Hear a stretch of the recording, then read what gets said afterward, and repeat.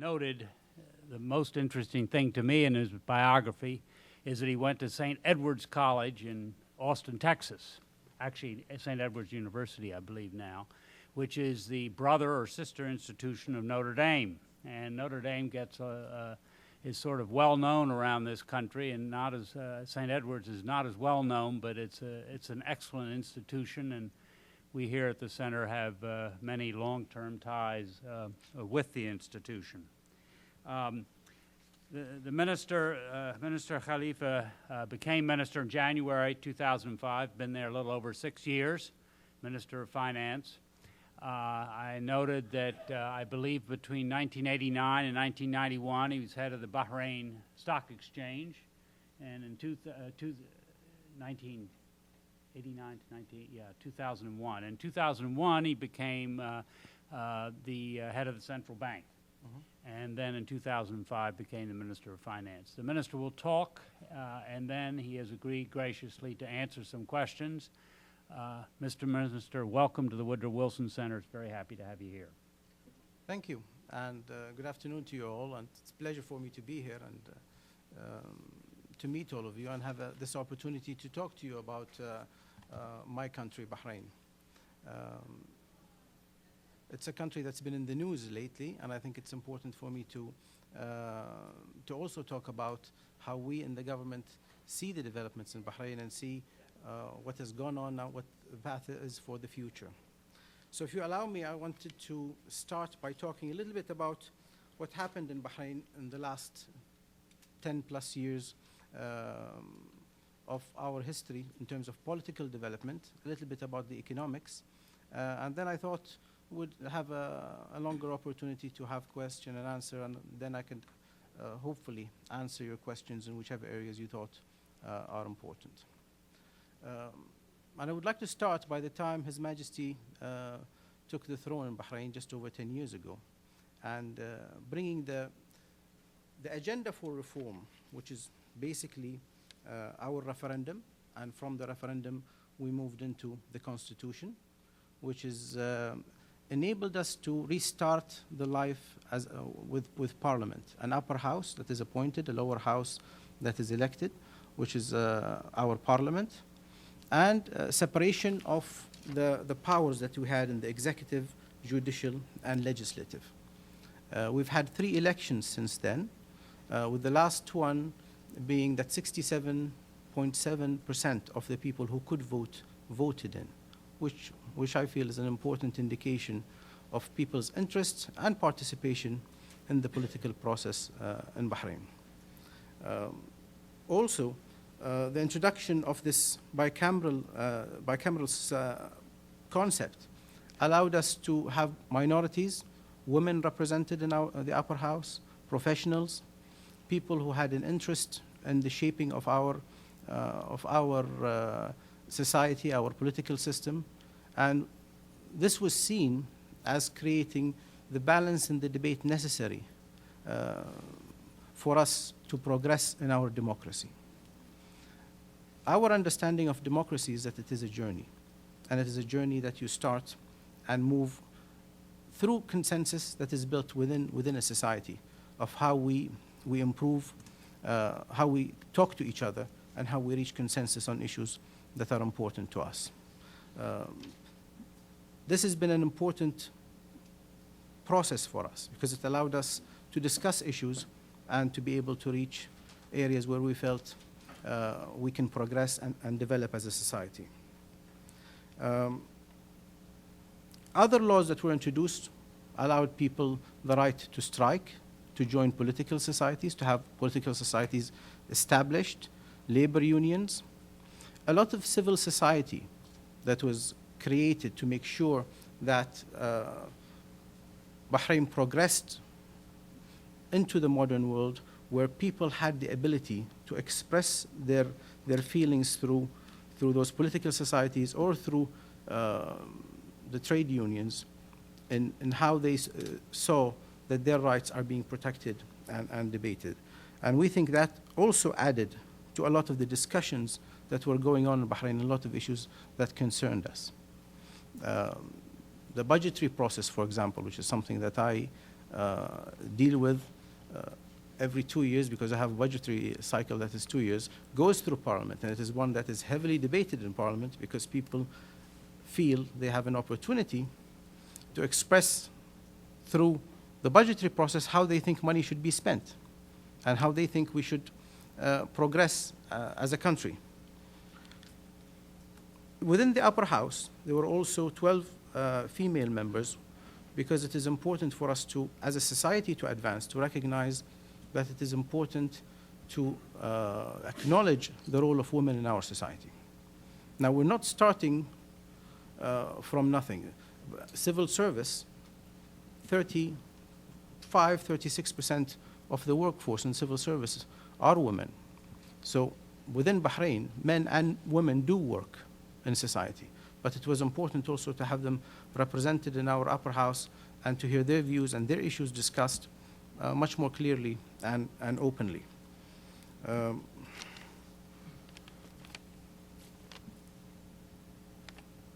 role of Parliament created the powers to question ministers, which meant that I myself as a minister have to answer to Parliament in question time.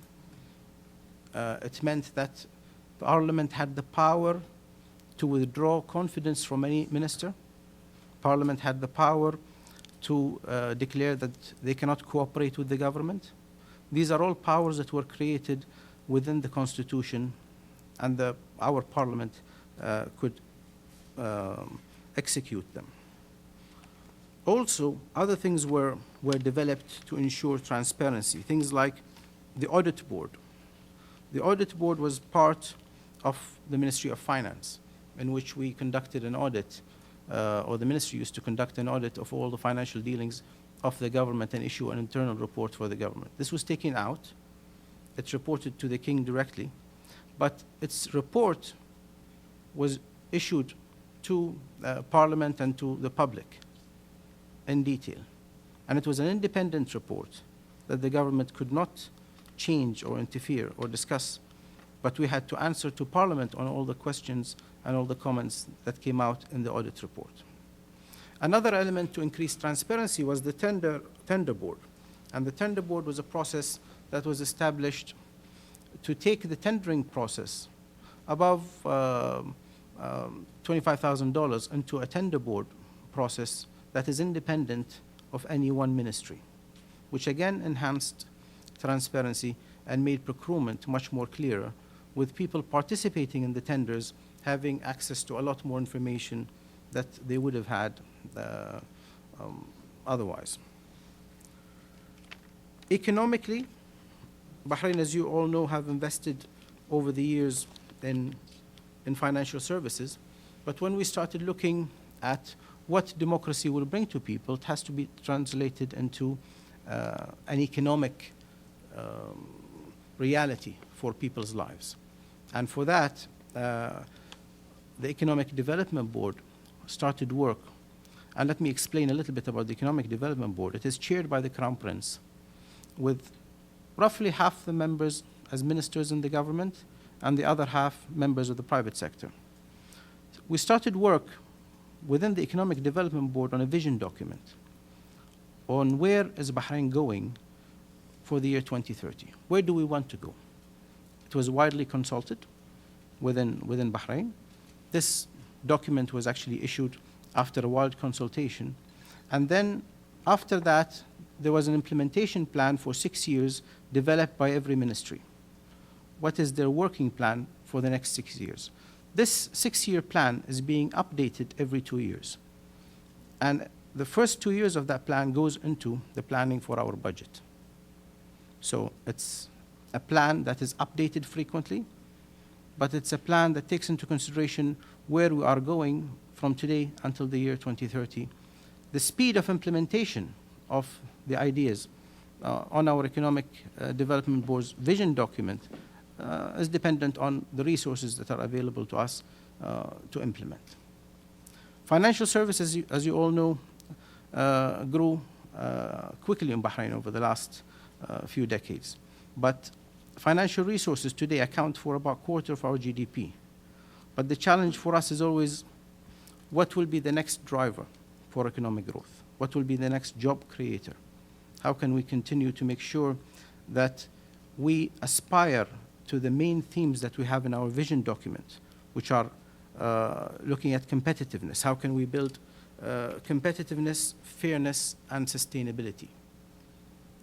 And these are the main elements that our vision document aims to reach and to make sure that we are able to develop. Another area of Bahrain's economic policy was making sure that our economic policies are inclusive to all people within society. So we raised the capital of the Bahrain Development Bank to make sure there is access to funds for small business.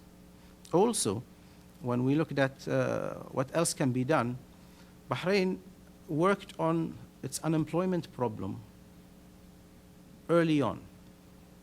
And the way we tackled this was we're the first country in the Middle East to introduce unemployment benefits. So we know exactly what are the number of the people unemployed. And then we started working programs on how to get them jobs. And with economic growth, today we're proud to say that our unemployment number is 3.6%. And we are sure that this is the number because anybody who's unemployed can actually apply for unemployment benefits.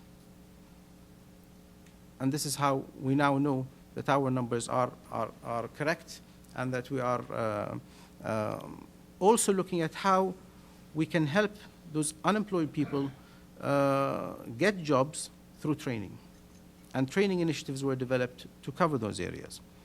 Part of our labor reform was also looking at how we create jobs for Bahrainis in skills that we depend on guest workers, foreign guest workers to come in. And a program was set up in which we have a fee-based system on every per month of roughly $25 US, $26 US, that is transferred into a fund managed by the government and the private sector.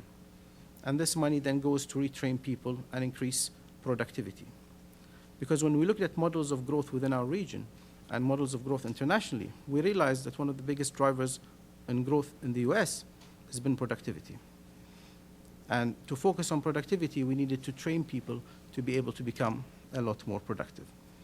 The other area was it gave us the ability to take, for example, a junior accountant and equip them with enough money so they become qualified accountants and so on. And this way, people can advance in their own careers by their own choice. And this was a leading program that added a lot to make sure that money was available for training. Our budget overall, 80% of it roughly is oil. It goes directly into programs that serves the people, including free healthcare, free education. University is 94% subsidized, Bahrain University, but there are private universities, of course, that are operating. And we have seen in the last decade about 70% growth in real GDP, which we believe is very good growth that is transforming Bahrain's competitiveness and transforming the size of Bahrain's economy. We believe that also we looked at our assets as a government. What did we own? And how did we control those assets? Things like stock in different companies, our property, government property, and so on. And what was done was we created two holding companies, one for oil-related companies and one for companies that operated in non-oil sector. And these two operating holding companies were set up to separate the management of these companies from direct government civil service style management, and to make sure we bring in best practice to operating those companies. And this was seen also to increase competitiveness within these companies and be able to bring the proper management that is needed for day-to-day running of those companies.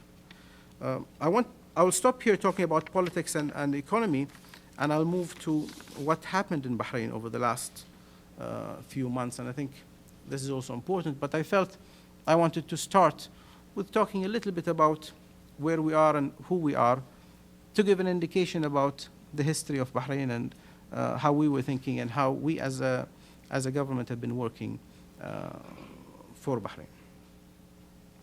When protests broke out in Bahrain,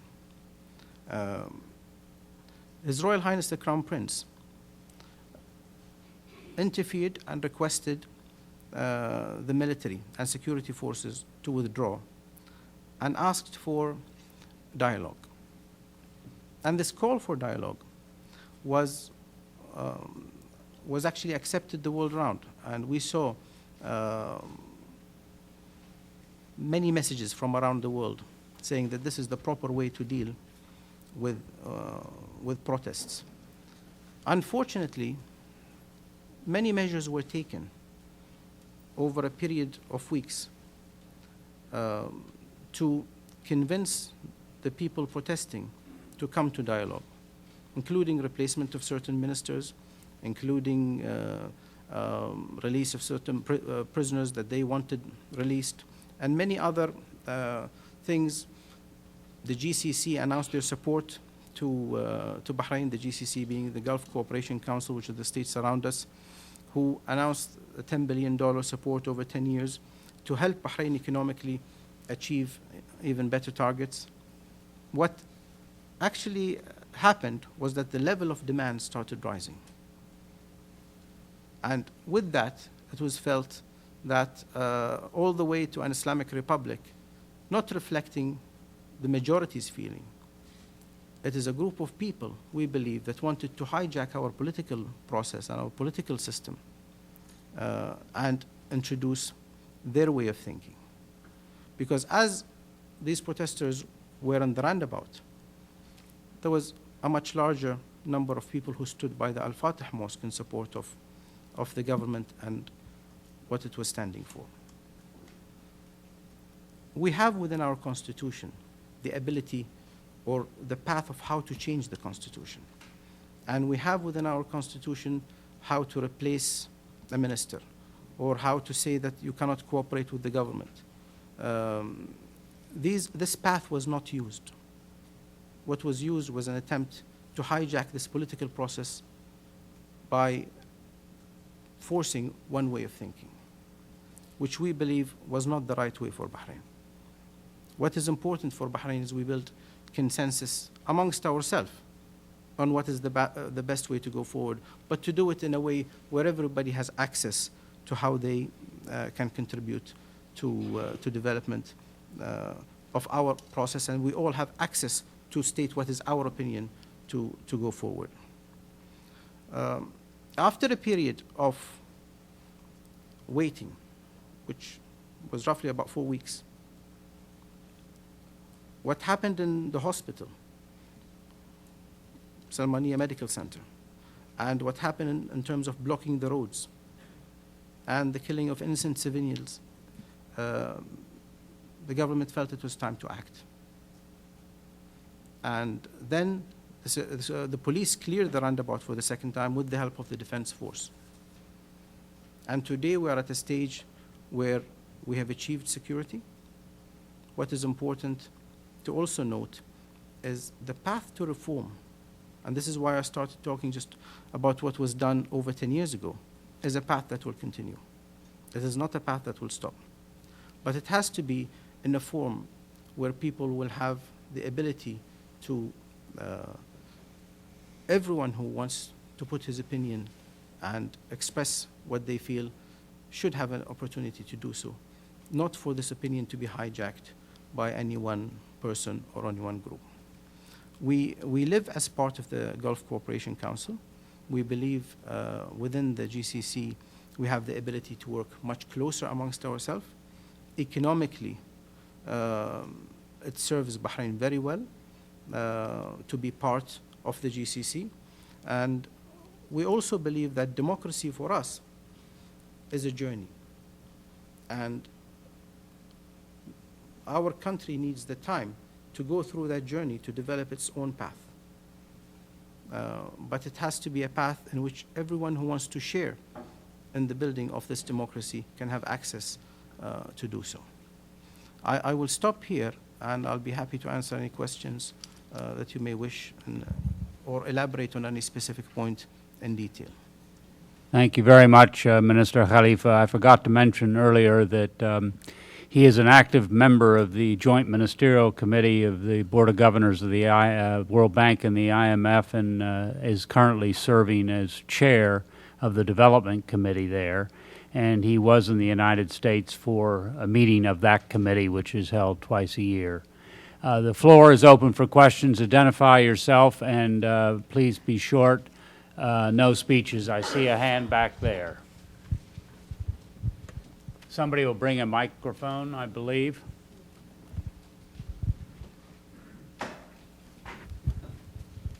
Thank you, Mr. Minister. Elise Labott with CNN.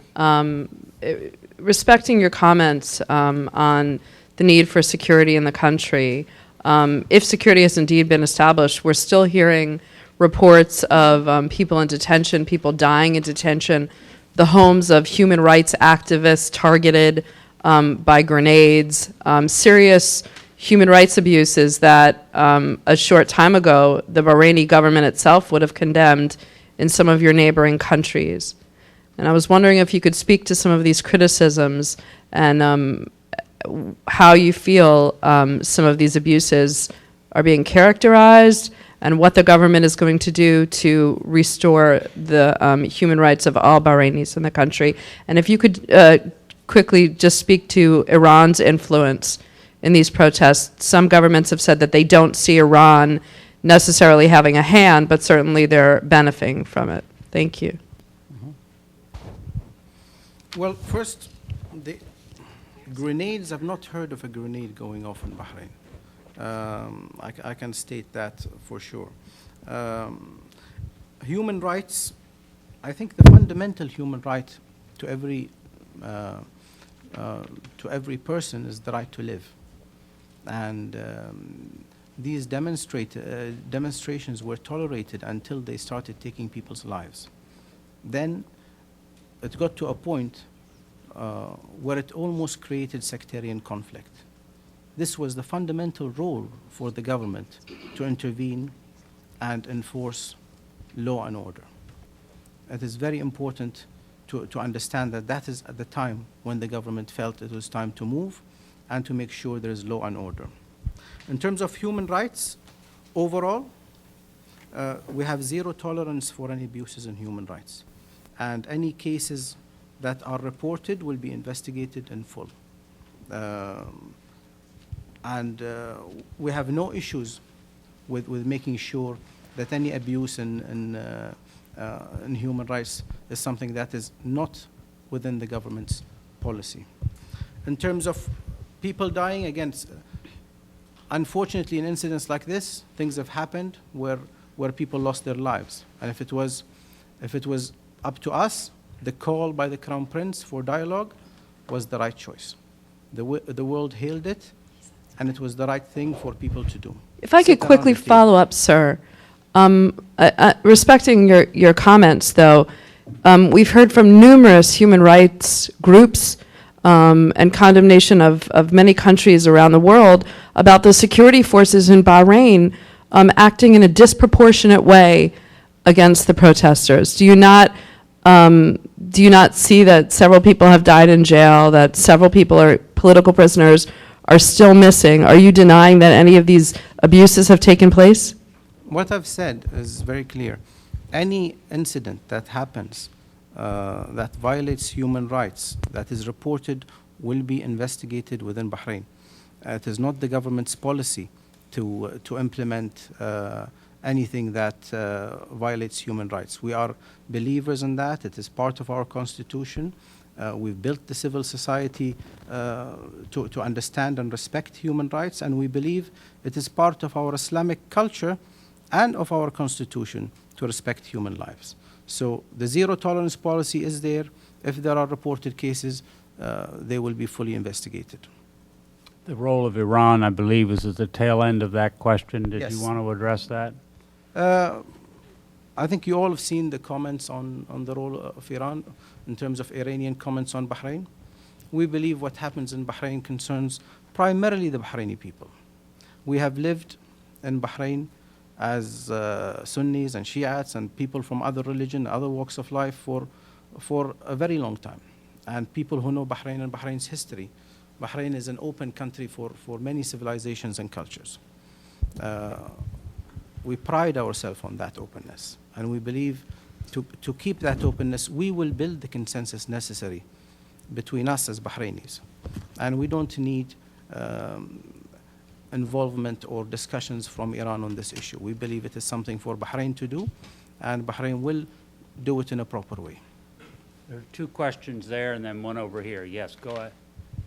Yeah. Okay, thanks very much.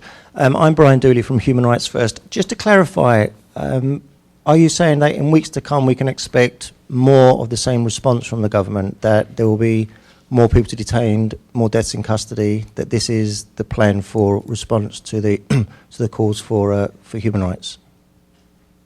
Is that the question, or is there anything else? No, I'm asking, is there another plan, or are you just going to continue to do what you've been doing in terms of rounding up hundreds of people, deaths in custody, reports of widespread torture? Is there a plan? Is there a plan B?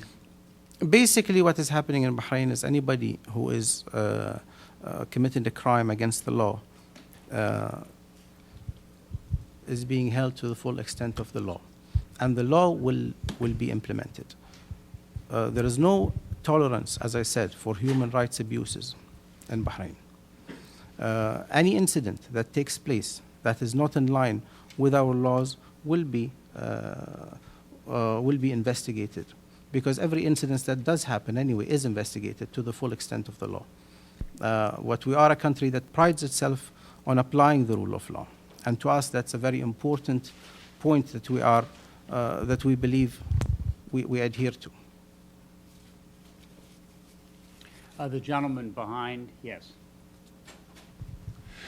Yes, Wazir. Jeffrey Young, Voice of America. From an investment standpoint, because you are the Minister of Finance, investment climates generally want settled, resolved situations. Not situations where a lid has been put on something, but situations where both sides have reached some kind of agreement. Because of your position as Finance Minister, would you find it important to seek resolution of a situation, specifically the turmoil that's going on in your country, to resolve it rather than contain it? An answer, please. Of course. Again, I go back to the call for dialogue. If that was heeded or heard, things would have been done in a completely different way. Unfortunately, nobody came to the table for 4 weeks. Everything was put on the table for discussion. No one came to the table. Economically, of course, we suffered. But we also have to look at today, with security, we are going to rebuild our country. And today, people of Bahrain know that the reform will continue, economically and politically. And I think what is important is look at our history. Bahrain has always been a good citizen of the world.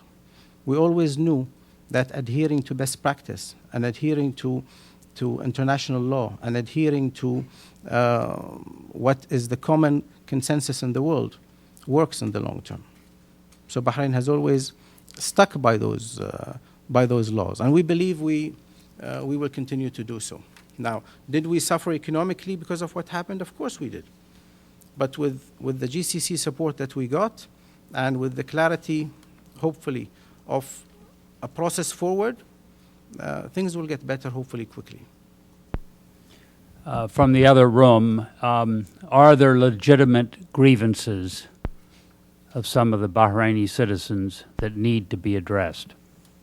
The comment that was made when the invitation for dialogue was announced by the Crown Prince was very simple. Everybody could bring whatever issue they want to the table, and we will see what the consensus is with the rest of the population.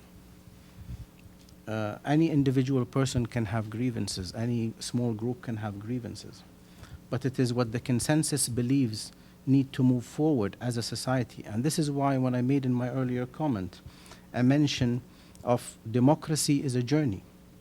You can start it, but then to evolve it, people have to continue to talk about how to build this democracy and how to grow it. Stephen Kramer over here. Mr. Minister, I wonder if you could comment on the Saudi military presence. How did it come about? What was it, your initiative or theirs? How long is it likely to last?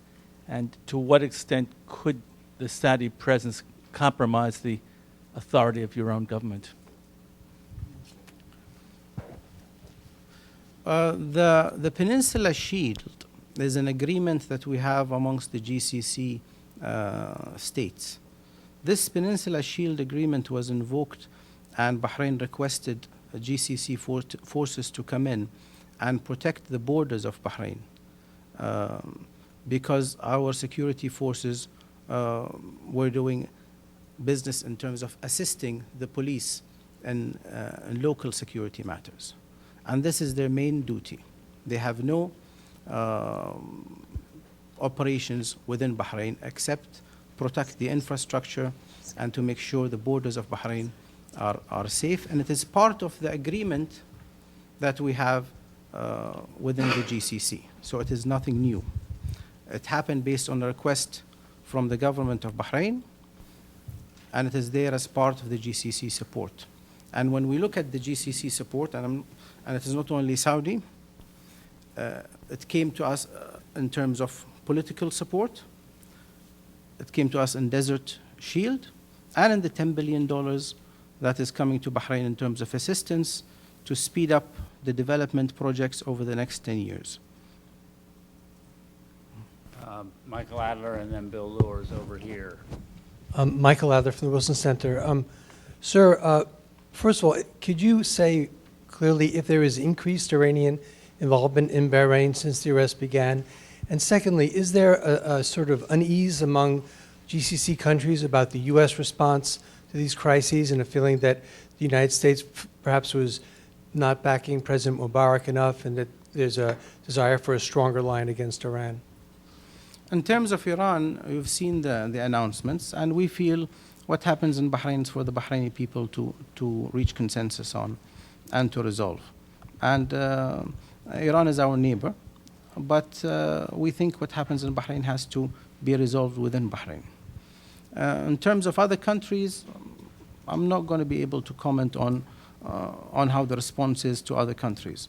What I believe Bahrain is doing, and doing very publicly, is saying that we are moving in our reform program, and we had a problem, we have a problem, we're going to resolve this problem, and we're doing it in a form that is public because we are discussing it here with you, we are sharing with you what we're doing. We have always been part of this world, we have always been active members of this world.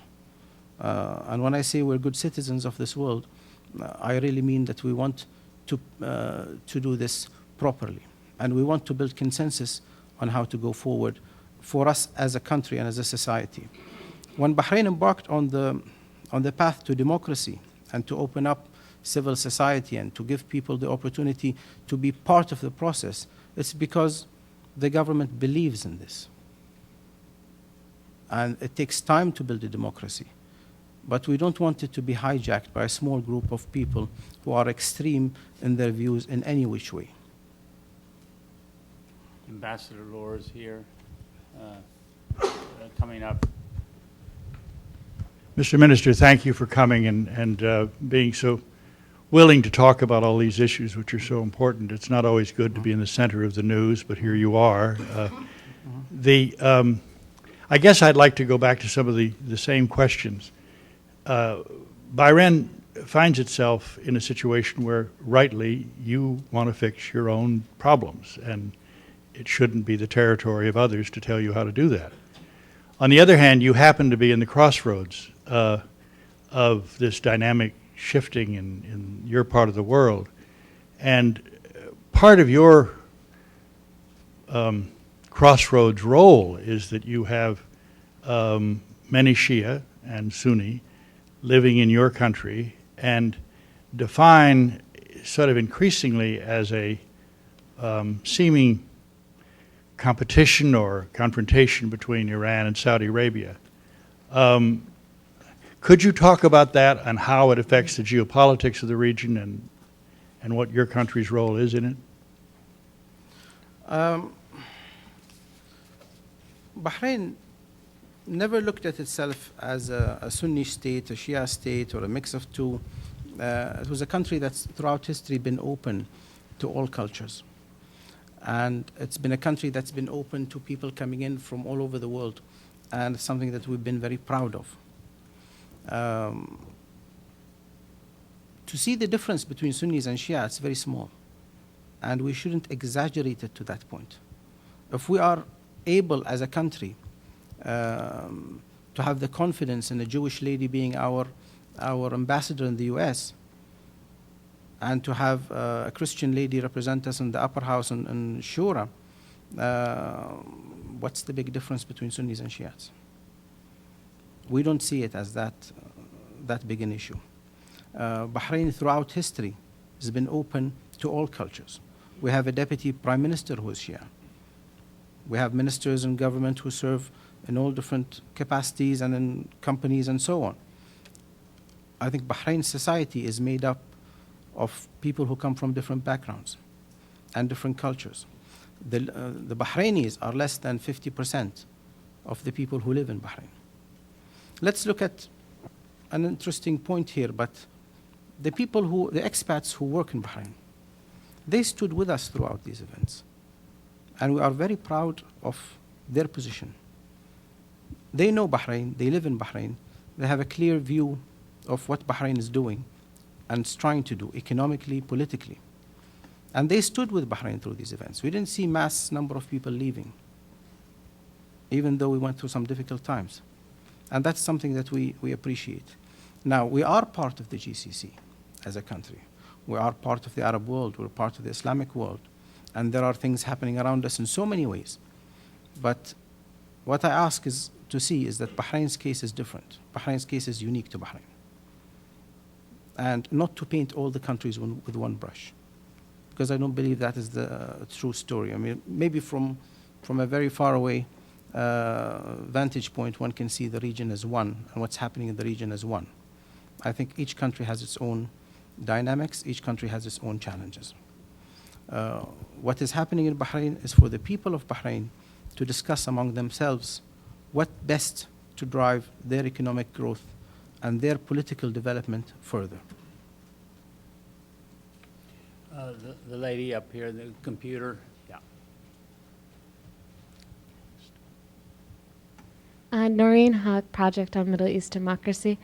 We have heard the Crown Prince calling for national dialogue with opposition leaders, but how would you respond to the fact that nearly 600 of the human rights activists and opposition members are now being detained, and who are you calling for dialogue with at this point? 600 human rights activists? And opposition leaders and doctors are being detained at this moment. 600 according to people reports. detained for political reasons, I guess. The people who have been detained are the people who committed crimes, not the people who have stated an opinion. Very critical point. Anybody who has committed a crime against the law have been detained, and they will go to court and they will face those crimes and will be given the full rights to defend themselves in accordance with the law. But no one is being detained for an opinion, and that's a very important point to make. I think the people of Bahrain will be able to build consensus on where they want to go forward. This is why when I first started, I said we are in the security phase. The next phase will be looking at how to progress the reform that we have.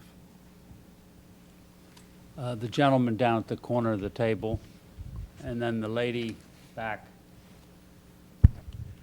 Mr. Minister, we appreciate your presence here and your willingness to defend your government, but of course you're portraying a picture of what's going on in Bahrain, which is very maybe personal and political sided with your government, despite all the figures and names that are coming out of Bahrain that would signal in other directions.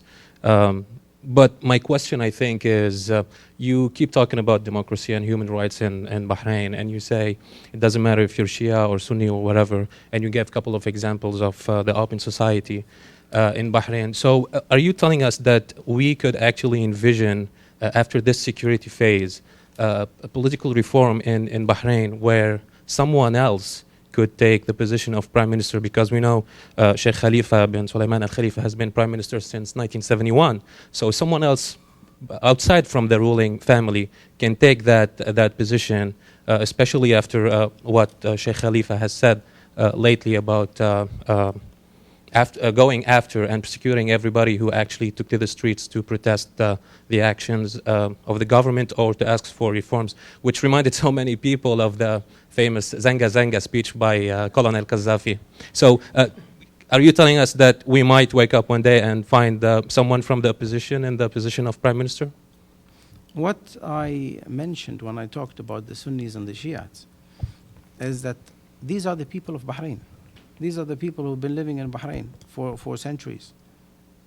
Nothing has changed except what happened in terms of the event requires us to sit, see what needs to progress, debate it, and go forward. I don't see huge differences between Sunnis and Shiites. The rights are there for every citizen of Bahrain. They have always been.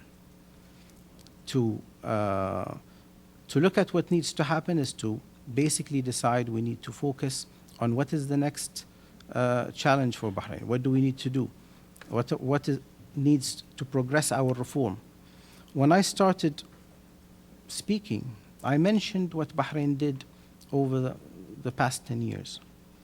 It didn't happen because of a protest. It happened because His Majesty the King thought this was the right way to go forward, which is to progress in terms of introduction of democracy. Democracy is a journey. It will take us time to reach a point where the majority of the people believe we have arrived. And I don't know if there is such a point that you reach. But if you look at the rights and what's available in Bahrain today, within a much broader region, Bahrain has done quite a bit. Your other comment in terms of referring to the Prime Minister is there because he is liked by his people. And I think the events showed us how much support is there for the Prime Minister. And I think the events that happened over the past few weeks. Okay, let me explain. You saw the protests happen in the roundabout, but then you should also look at what happened in Al-Fatih Mosque, which is the support for the government, which is the support for the system. The number of people who appeared in Al-Fatih Mosque is much larger than the people who were in the roundabout. If what happened in Bahrain fully is being reported, then people should see where is the majority of the people looking for. And that's why I said, within our constitution, we have the right to change the government. We have the right to a vote of no confidence in any minister. We have the process to change or improve the constitution. This was not used. What happened was a takeover of a roundabout by certain people to try and hijack the whole process, which is unfair to the silent majority. What is important is if the majority of the people want to change, they could have used the political system we currently have.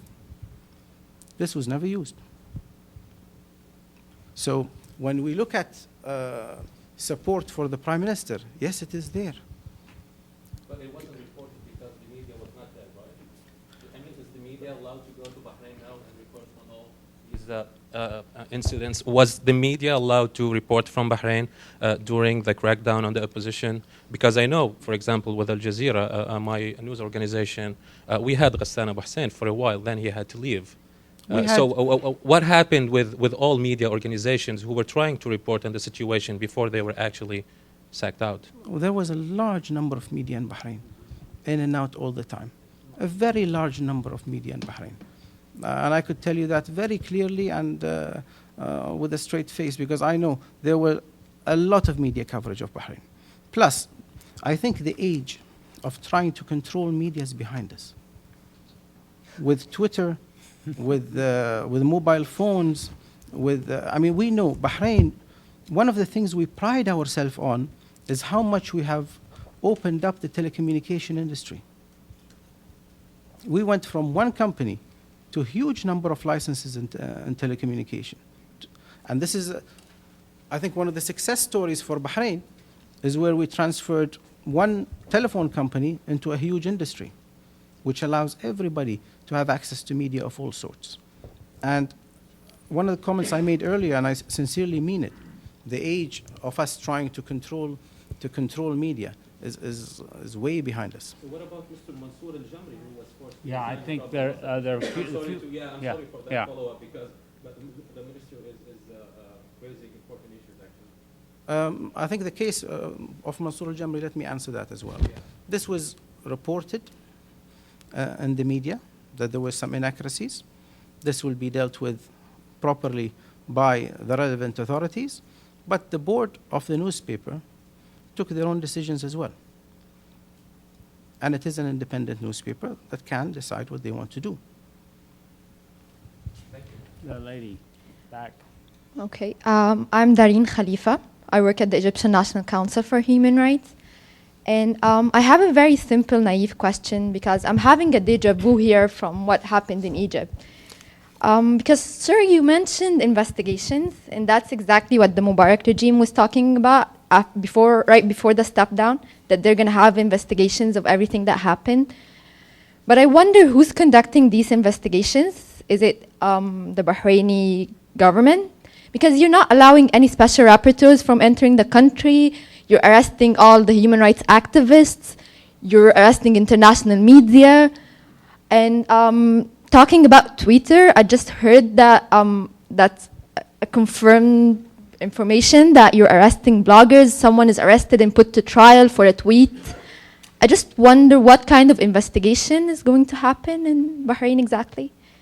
I have a lot of other comments, but I'm just going to leave the floor for others to ask. Thank you. I think the deja vu is wrong, simply because I don't want to talk about other countries. I want to talk about Bahrain.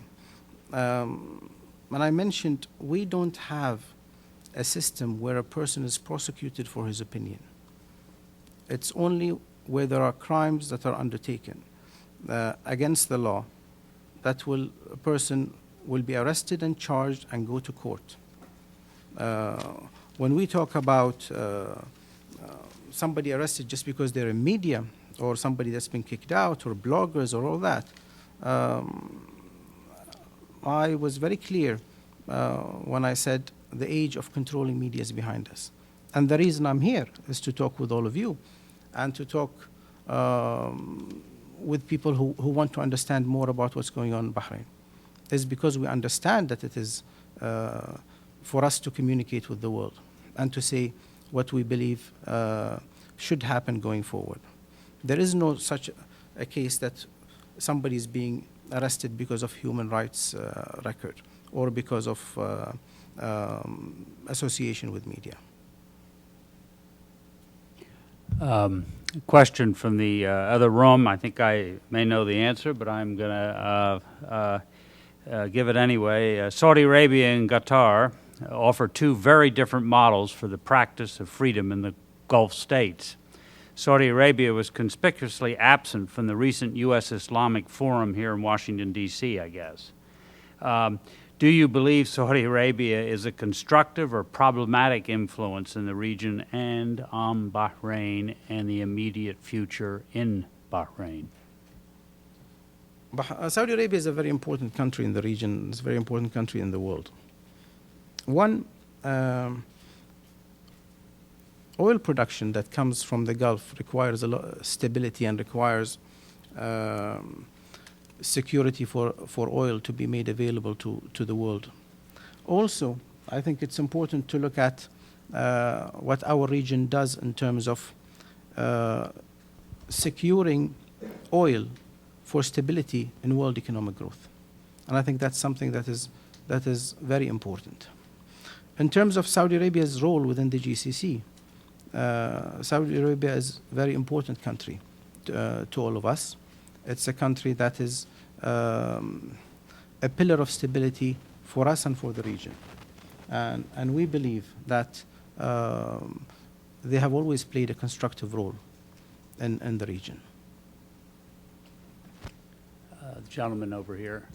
Hi, Sean Kane from the United States Institute of Peace. Mr. Minister, I wanted to add my thanks to those of the others for being willing to take our questions here today, and wanted to ask you about the process of political reform you've referred to a couple of times. There have been reports in the last week of the Ministry of Justice initiating legal proceedings against two of the largest political associations in the country, including Al-Wifaq, which has 18 of the 40 seats in the lower house. And I was wondering if you could maybe tell us a little bit about that and how that fits into a process of reform and the journey to democracy, which you mentioned. I think when you have issues against individuals or a society that goes to court, you're giving everyone the opportunity to defend themselves in a clear environment. I don't see an issue there that is specifically focused against groups except where they broke the law. But I don't see beyond that any specific issue. There are laws that are clear to everyone in Bahrain. If those laws are broken, then somebody will be prosecuted to the extent that the law that they broke. No more, no less. Are there any other questions? Yes. At the end, you have not had a chance. Very end of the table. Thanks. Yeah, this is a purely political question, but as an American, it's hard for us to think of how you get from what we hear is a kingdom with a parliament to a democracy. That's one question. How do you get there? Can you have a democracy that's got a king in it and he's just like our executive, or how does that work exactly?